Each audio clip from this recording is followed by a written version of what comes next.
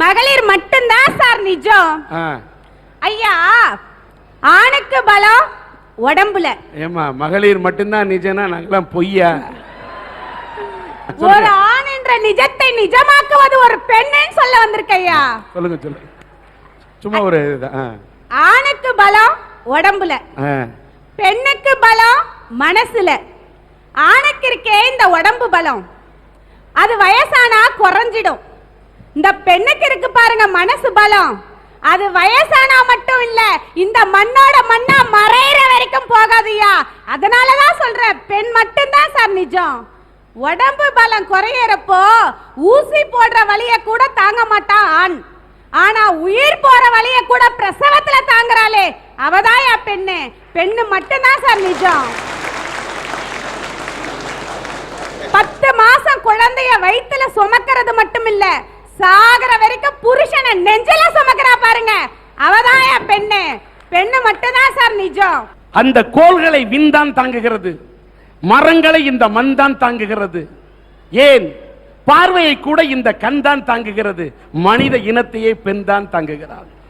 அதனால நாங்களா சொல்றோம் சார், பெண் தான் நிஜம். ஐயா, பாகிஸ்தான் பிரச்சனை இந்தியா பிரச்சனைய கூட தீர்த்து புள்ளாயா, நம்ம பின்லேடன் பிரச்சனை அமெரிக்கா பிரச்சனைய கூட தீர்த்து புள்ளாயா, அவங்க 2 பேரையும் சமாதானம் பண்ணி புள்ளாயா. ஆனா அந்த மாமியா மருமகன் 2 கேஸ் இருக்கே, அந்த பிரச்சனையை தீர்த்தவ யாராச்சும் இருக்கிறாங்களா உலகத்துல? எனக்கு அதே பிரச்சனை. எப்ப பார்த்தாலும் என் பொண்டாட்டிக்கு எங்க அம்மாவுக்கு குடியுபிடி சண்டை நடந்துகிட்டே இருந்துச்சு. என் ஃப்ரெண்டு கிட்ட சொல்லி அழுதேன், வேற என்ன பண்றது, நண்பன்ட்ட தானே சொல்லி அழுகணும். அவன் சொன்னா ஒரு நல்ல ஜாதக பார்த்து காரனை பார்த்து ஒரு விஷயத்தை சொல்றான்னா கொண்டுகிட்டு ஓடுனங்க. என் ஜாதகத்தையும் பொண்டாட்டி ஜாதகத்தையும் போய் பார்த்தான், எடுத்து பார்த்தான். 10 பொருத்தம் நல்லா தானே இருக்கு, ஒரு குறையுமே இல்லையே, வேற எதுலயோ பிரச்சனை இருக்குன்னு யோசனை பண்ணி என்ன பண்ணாரு ஜாதகக்காரரு, அம்மா வாய 2 இன்ச்சு குறை, உன் பொண்டாட்டி வாய 4 இன்ச்சு குறை, பிரச்சனை இது வெறும் சொல்றாருங்க. ஐயா, இன்னும் மாமியார் மருமக பிரச்சனையை வந்து இங்க அளந்துட்டு இருக்காரு. கல்யாணத்துக்கு முன்னாடி என்னோட குவாலிஃபிகேஷன் என்ன தெரியுமா sir? BA first year incomplete. இன்னைக்கு என்னோட குவாலிஃபிகேஷன் என்ன தெரியுமா சார்? MA MPhil முடிச்சிட்டு PhD பண்ணிட்டு இருக்கேன். இதுக்கு காரணம் யார் தெரியுங்களா? என்னோட மாமியார். சொல்றேன் கேளுங்க, என்னோட வீட்டை பாத்துக்கிறதுக்கு என்னோட மாமியார் இருக்காங்க, என்னோட குழந்தைங்களை பாத்துக்கிறதுக்கு என்னோட மாமியார் இருக்கிறாங்கன்ற மனநிறைவு எனக்கு இன்னைக்கு இருக்கிறதுனால தான் வெளியுலகத்துல போய் என்னோட சாதிக்க முடியுது. சும்மா இங்கெல்லாம் ஒருத்தர் வந்து கதாலந்துட்டு இருக்காதீங்க. இன்னைக்கு பெரும்பாலும் அந்த பிரச்சனை முடிஞ்சு போச்சு. நாங்க எப்போ ஒன்னாயிட்டோம், உங்க புலம்பல தான் அங்க சரியில்லை. நீங்க கல்யாணத்தை அப்ப என்ன படிச்சிருந்தீங்க? BA first year incomplete. இப்போ என்ன படிச்சிருக்கீங்க? MA MPhil PhD. உங்க கல்யாணத்தப்ப உங்க வீட்டுக்காரர் என்ன படிச்சிருந்தாரு? BE படிச்சிட்டு இருந்தாரு. இப்போ என்ன படிச்சிருக்காரு? இப்போ எதுவும் படிக்கல. அதாங்க ஆம்பள நம்பி வந்த பொண்டாட்டி, கட்டிக்கு வந்த பொண்டாட்டி சந்தோஷமாக இருக்கணும், நம்முடைய சகோதரிகளா நல்லா இருக்கணும், பெத்த தாய் நல்லா இருக்கணும்னு என்ன மாதிரி ஓடா உருக்கி தேஞ்சு போனவர்கள் தாங்க ஆளு. அந்த வைத்தறிச்சலை சொல்ல வந்தங்க. ஆகவே உலகத்தில் உள்ள நிஜங்களில் எல்லாம் உண்மையான நிஜம் எது என்று சொன்னால் ஆண் பாவம். ஐயா, காற்றை கிழித்து எதிர்நீச்சல் போட்டதால் தான் விமானம் தெரிந்தது, தண்ணீரை கிழித்து எதிர்நீச்சல் போட்டதால் தான் கப்பல் தெரிந்தது, நெருப்பில் நீந்தி எதிர்நீச்சல் போட்டதால் தான் சொக்க தங்கம் கிடைத்தது. அதனாலதாயா சொல்ற, எதிர்நீச்சல் போட்டாதாயா எல்லாமே கிடைக்கும். ஐயா, தேசிய பறவை மயில், தேசிய விலங்கு புலி, தேசிய மரம் ஆலமரம். ஆனா தேசிய வார்த்தை என்ன தெரியுமாயா? இன்னைக்கு ஐயா பசி, ஐயா பசி, அதுதாயா இன்னைக்கு தேசிய வார்த்தையா இருக்கு. ஐயா பசி அம்மா பசி ரெண்டுமே. அம்மா மறக்க கூடாதுல்ல, படைச்சது பிரம்மா, நான் சொன்னது பெத்த அம்மா, நீ நினைக்க கூடாது சும்மா. ஐயா, இந்தியாக்காரு வெளிநாட்டுக்கு போயிட்டு 5 வருஷம் கழிச்சு திரும்பி வராரு. அவரு அங்கேயும் அதே hi hello how are you, இங்க வந்தாலும் அதே hi hello how are you. எங்கேயாவது ஒரு நல்ல தமிழ் வார்த்தை, இனிமையான தமிழ் வார்த்தை காதுல விழாதான்னு பாக்குறாரு. திடீர்னு ஒரு வார்த்தை ஐயா பசி அம்மா பசினுது, அதே தேசிய வார்த்தை கேக்குது. திரும்பி பாக்குறாரு, ரோட்டோரத்துல பிச்சைக்காரையா, தட்ல தமிழ் இன்னைக்கு சில்லறையா ஐயா, எங்க ஊருக்காரு சதீஷ்ன்றவர் புத்துக்கு பக்கத்துல ஒரு குடிசை கட்டி வாழ்ந்துட்டு வந்தார். அவரு பள்ளிக்கு போக சொல்ல, கல்லூரிக்கு போக சொல்ல பாத்தீங்கன்னா அவர் ஆன்மீகத்துல ஈடுபாடு அதிகம். அதனால எலுமிச்சப்பழமோ வேப்பலையோ எடுத்துட்டு போவார். பாக்குறவங்க எல்லாம் கிண்டல் பண்ணாங்க, என்ன இந்த ஆள் எலுமிச்சப்பழையும் வேப்பலையும் தூக்கி நான் அலைஞ்சிட்டு இருக்கானே. ஆனா அவர் அப்பயும் மனசு கலங்கலையா, ஆன்மீகத்துல எதிர்நீச்சல் போட்டாரு. அந்த காலத்து மன்னர்கள்லாம் கற்கோயில் தான் கட்டினாரு. ஆனா இன்னைக்கு எங்க ஊர்ல ஒரு பொற்கோயில் கட்டி இருக்காரு பாருங்கய்யா. அதாவது நீ சொன்ன மாதிரி அவன் வயசுல மாப்பிள்ளையா அலையறான். ஆனா அந்த அம்மாவை நினைத்து வேப்பிலையோடு அணைந்த ஒரு வேதாந்தியாக நீங்கள் பார்க்கிறீர்கள். பரவாயில்ல ஐயா. அன்னைக்கு அவர் இருந்தது புத்து, அதையெல்லாம் தொட்டு பார்க்கவே பயப்பட்டாங்கய்யா. இன்னைக்கு அவர் கட்டின பொற்கோயில் எல்லாம் தொட்டு பார்க்க ஆசைப்படுறாங்க பாருங்கய்யா. அங்க போட்டாரியா அவர் எதிர்நீச்சல். திருப்பதிய பார்த்தவங்க எல்லாம் திரும்பி பார்க்க வச்சார் பாரியா தன்னோட 29 வயசுல. அங்க போட்டாரியா அவர் எதிர்நீச்சல். அதனாலதான் சொல்றேன், இந்த நிழல்களிலே எதிர்நீச்சல் மட்டும் தாயா நிஜம். ஐயா, என்ன மாதிரி ஒரு அழகான பொண்ணு. சரி, ஒத்துக்க மாட்டேன்றீங்க, விடுங்க. இல்ல நான் ஒத்துக்க மாட்டேன் என்ன சொல்லிட்டு இருக்க? அத இல்ல அவங்க எல்லாம் ஒத்துக்கறாங்கயா. அப்புறமா பின்ன பேசுங்க. என்ன மாதிரி ஒரு அழகான பொண்ணு ஒத்துக்கறீங்க தானே? ஒரு வீட்ல இருக்காங்கன்னு வச்சுக்கோங்க, எதிர்க்க இருக்க 4 வயலுங்க. அந்த பொண்ணை மடக்காங்க என்னென்னலாம் எதிர்நீச்சல் போடுறாங்க பாருங்கயா. பல்லே வளர்க்க மாட்டான், அன்னைக்குதான் பல்ல வளர்க்கும் அந்த பொண்ணு. பார்க்க குளிக்கவே மாட்டான், அன்னைக்குதான் குளிச்சுட்டு வருவான். ஆன்ற எழுத்தே தெரியாதியா. ஆக்ஸ்போர்ட் ஆங்கில புத்தகத்தை மெத்த மேல அப்படியே ஒரு ரவுண்ட் வரும் அந்த பொண்ணு பாக்குற மாதிரி. அப்பவாது லைப்ரரி பக்கம் போறானேன்னு பாராட்டுமா. ஐயா, ரங்கநாதன்றவர் கிராமத்துல இருந்து பட்டணத்துக்கு போறாரு. தாமோ ஒரு பாடலாசிரியர் ஆயிடலாமேன்ற கனவோட பட்டணத்துக்கு போய் நண்பர்கள் வீட்டுல தங்கி சான்ஸ் கேட்டு அலையறாரு. 2 வருஷமா சான்ஸே கிடைக்கல. திரும்பி வராரு அவரோட. ஆனா இருந்தாலும் அவரோட மனசுல ஒரு ஏக்கம் இருக்கு, நம்மளும் ஒரு பாடலாசிரியர் ஆகணுமேனு.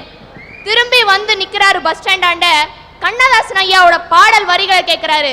தானும் இந்த சமூகத்துல எதிர்நீச்சல் போட்டு பாடலாசிரியர் ஆயிடுவேன்னு சொல்லிட்டு திரும்பி போறாரு. போயிட்டு எம்ஜிஆர் சாரை சந்திக்கிற வாய்ப்பு கிடைக்குது. கிடைக்க சொல்றாரு, ஐயா நான் பாடலாசிரியரா ஆகணும்ன்ற ஒரு கனவு இருக்கு, எனக்கு உங்க படத்துல ஏதாவது ஒரு பாடல் எழுத வாய்ப்பு கொடுங்கன்றாரு. கண்ணதாசன் ஐயாவுக்கும் எம்ஜிஆர் சாருக்கும் அன்னைக்கு அப்ப சில கருத்து வேறுபாடுகள் இருந்தது. யாரை இவர் குருவா நினைச்சாரோ, யார் பாடலை கேட்டு இவர் பாடலாசிரியர் ஆகணும்னு நினைச்சாரோ, அவர் எழுத முடியாத படத்துக்கு உண்டான பாடலை இவர் எழுதினாரியா. அந்த படத்துல இவர் எழுதின எல்லா பாட்டும் இட்டாச்சு. அந்த ரங்கநாதன் யார் தெரியுமாயா? இன்னைக்கு வாழும் தலைமை கவிஞர்களுக்கெல்லாம் தலைவரா இருக்காரே வாலி, அவர்தாயா அன்றைய ரங்கநாதன்.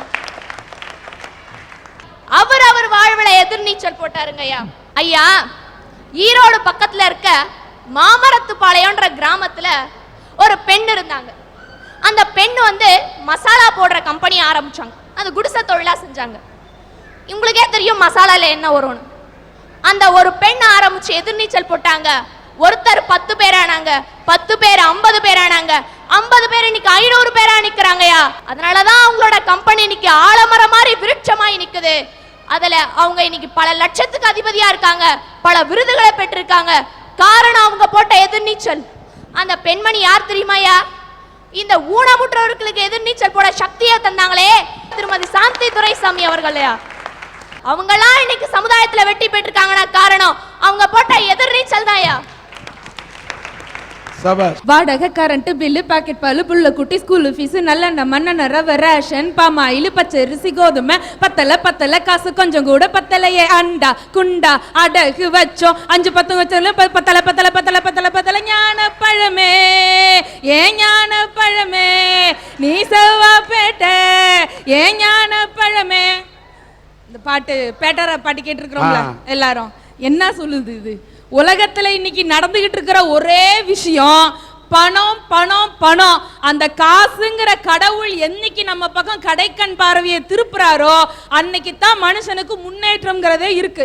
நம்ம நாட்டினுடைய தேச தந்தை காந்தியடிகள், அவருக்கு நன்றியை செலுத்தும் விதமா அவரை வேற எந்த ஒரு இதுலையாவது பயன்படுத்தினா நம்மளால காத்தோட பறக்க விட்டுருவான்ட்டான். அரசாங்கத்துல என்ன பண்ணாங்க, ரூபா நோட்ல போட்டு அடிச்சாங்க அவருடைய முகத்தை. சரிங்களா? அந்த காந்தி தாத்தா முகமும் அதுல எப்படி இருக்குன்றீங்க? 5 ரூபாய் நோட்ல லேசா சிரிச்சிருப்பாரு. 100 ரூபாய் ரூபாய் நோட்ல சுமாரா சிரிச்சிருப்பாரு. 500 ரூபாய் நோட்ல பாத்தீங்கன்னா பக பகன்னு பொக்கவாய் தெரியற மாதிரி சிரிச்சிருப்பாரு.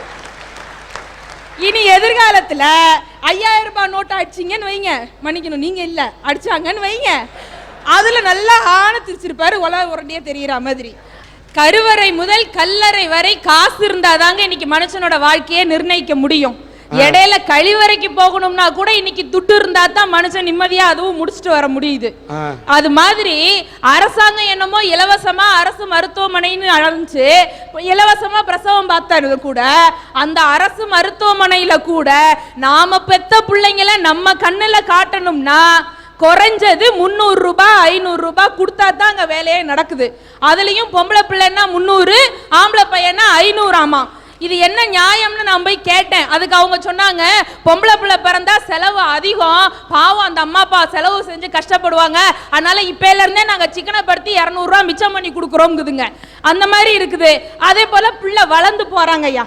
வளர்ந்துட்டு இருக்கும் போது எப்படி இருக்கான் பாருங்க, வீட்டுல அம்மா ரசம் வச்சுட்டு இருப்பாங்க, அப்பதான் அவங்களுக்கு ஞாபகம் வரும் கடுகு தீந்து போச்சுன்னு. பையனை கூப்பிட்டு, டே தம்பி இந்த பக்கத்து கடையில போய் 5 ரூபாய்க்கு கடுகு வாங்கிட்டு வாடா அப்படிம்பாங்க. இவன் போமா முடியாது அப்படிம்பா. இல்லடா தம்பி 5 ரூபாய்க்கு கடுகு வாங்கிக்க, 50 பைசாக்கு உனக்கு முட்டாய் வாங்கிக்க அப்படின்னு சொல்லுவாங்க. இந்த பையெல்லாம் என்ன தெரியுமா, அவன் பின்னாடி 5 ரூபா கடுகுக்கு 50 பைசா கமிஷன் அடிக்கிறவன் எதிர்காலத்துல பெரிய கான்ட்ராக்டரா வர போறான்னு அர்த்தம். காசே அவனை வளர்க்குது பாருங்க. அடுத்து ஒருத்தன் இருப்பான், 50 ரூபா கையில காசை கொடுத்து 2-3 சாமான் வாங்கிட்டு வாடா அப்படின்னா அவன் என்ன பண்ணுவான் தெரியுமா, சாமான் வாங்கிட்டு வந்துருவான், 48 ரூபா பில் ஆயிருக்கும், 2 ரூபா மீதி சில்லறையை பத்தி வாயே திறக்காம கம்முன்னு அடிச்சுட்டு போயிட்டே இருப்பான். அவன் ஏன் தெரியுமா, அவன் எதிர்காலத்துல பெரிய பஸ் கண்டக்டரா வர போறான்னு அர்த்தம். பாக்கி சில்லறையை பத்தி கவலையே பட மாட்டான். இன்னும் சில பசங்க இருக்காங்க ரொம்ப உத்தம புத்திரன், மாசம் கடைசியில 1000-2000ன்னு கையில காசை கொடுத்து போய் இபி பில்லு டெலிபோன் பில்லு கட்டிட்டு வாடா தம்பி அப்படின்னா பயப்புள்ள போறவே 4-5 நாளைக்கு திரும்பி வரவே மாட்டான். இவெல்லாம் எதிர்காலத்துல பெரிய பைனான்ஸ் கம்பெனி அதிபராக போறான்னு அர்த்தம். அது மாதிரி காசு தான் குழந்தைங்களை வளர்க்கவே செய்யுதுங்க. காசின் மதிப்பை அறியா மனிதன் உலகில் செல்லா காசுங்க. கடவுளையே காட்டி கொடுப்பதற்கு யூதாஸ் என்கின்ற மனிதன் காசு வாங்கி கொண்டு அந்த பாவத்தை செய்தான். இந்த கலியுகத்திலே காசுதான் கடவுளாக நம் கண் முன்னே இருக்கிறது. இதுதான் நிதர்சனங்கய்யா. ஐயா உங்களுக்கு தெரியாது இல்ல, ஒரு காலத்துல நம்ம மூதாதையர்கள்லாம் நாடுகள்ல குடியேறும் பொழுது ஒரு இடம் விட்டு மறு இடம் போகும்போது யாரும் வீட்டு மன பட்டாலாம் போடலிங்க. அவங்கவுங்களுக்கு விருப்பப்பட்ட இடத்துல முடிஞ்சா குடிசை வீடு இல்ல குச்சி வீடு மச்சு வீடு கட்டிட்டு இருந்தாங்க. ஆனா இன்னைக்கு நிலைமை எப்படி இருக்குது, அவன் வீடு கொடுத்த ஹவுஸ் ஓனரையே போட்டு தள்ளிட்டு இருக்கிறான். ஏன்னா எங்க ஊர்ல அப்படித்தான் ஒண்ணு நடந்துச்சு. வாடகைக்கு வீடு கொடுத்தாரு ஒருத்தர், குடியிருக்க வந்தவன் ஹவுஸ் ஓனரையே கொலை பண்ணிட்டான். கேஸ் கோர்ட்டுக்கு போச்சு. வக்கீல் கேட்டாரு, ஏன்டா அவரை கொலை பண்ண அப்படின்னு. இல்ல சார் அந்த ஆள் சாவுக்கு அவர் தான் காரணம், நான் கிடையாது அப்படின்னா. ஜட்ஜு பதறி போனாரு, இவ்வளவு சாட்சி இருக்கு எப்படா இல்லன்னு சொன்ன அப்படின்னு. அதுக்கு அந்த ஆள் சொல்றான் பாருங்க, கூண்டுக்குள்ள நின்று சிரிச்சுக்கிட்டே, அந்த ஆளு தான் தினம் 3 மாசமா வீட்டு வாசல்ல வந்து நின்று என்னைய காலி பண்ணு காலி பண்ணுன்னு கேட்டான். பாவம் பெரிய மனுஷன் கேட்கிறாரு, என்ன காலி பண்ணிட்டேன் அப்படின்னா. அப்படி மனிதனாக மனிதனை வாழ வைக்கணும்னு சொன்னா அதுக்கு காசு இருந்தா தான் முடியும். காசு இருக்கிற மனுஷனுக்கு எவ்வளவு மரியாதை இருக்குன்னு நம்ம நிறைய பார்த்துக்கிட்டு இருக்கிறோம். திருப்பதிக்கு இப்ப 2 நாளைக்கு முன்னாடி பெரிய கோடீஸ்வரர் அம்பானி வந்தாரு. அம்பானி வந்த வேலையில என்ன பண்ணாரு, நம்மெல்லாம் 1.25 ரூபாய மஞ்சள் துணியில 1.5 வருஷமா முடிஞ்சு வச்சு கொண்டு போய் திருப்பதியானுக்கு போடுவோம். அவர் வந்த வேகத்துல 1.25 கோடி ரூபாய உண்டியல்ல காணிக்கையா போட்டார். சாமி காத்திருந்து தரிசனம் கொடுத்தாரு அம்பானிக்கு. வெளியில வந்தோன்னா கோயில்ல நிர்வாகத்தினர்லாம் கேட்டாங்க, நாங்க இங்க ஒரு நலத்திட்ட திட்டம் போட போறோம், அதுக்கு 500 கோடி ரூபாய் எஸ்டிமேட் போட்டிருக்கோம் அப்படின்னு. அம்பானி உடனே சொன்னாரு, அதுல 250 கோடி ரூபாயை நானே தரேன்னு ஒரே செக்கா சைன் பண்ணி கொடுத்துட்டாரு. இந்த சமுதாயத்தில் இருக்கக்கூடிய இன்றைய நிலைமையிலே காசு மட்டும்தான் கடவுள்.